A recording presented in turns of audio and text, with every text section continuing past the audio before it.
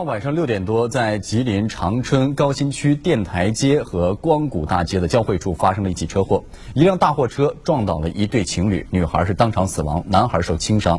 目击者称，事发的一瞬间女孩子推开了男友一把，突如其来的变故令死者男友无法接受，在现场是抱着女友久久不愿离去。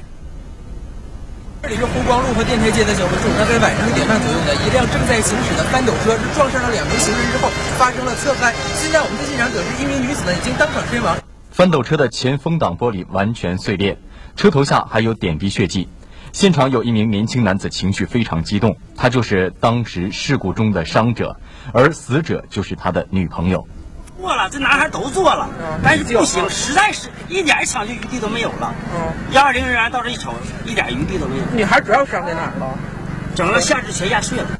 不幸身亡的女孩今年22岁，大2的学生，学校就在距事发地60米的地方。事故中，翻斗车的司机头部也受了伤，不过并不严重，目前留院观察。有目击者称，当时2人是并排走，女孩先迈出一大步，男孩跟在后面。发现货车之后，2人都朝后退了一步，但货车的车速太快了，先撞到女孩，他推了男友一把，但是自己没有躲开。目前交警已经对事故原因展开调查。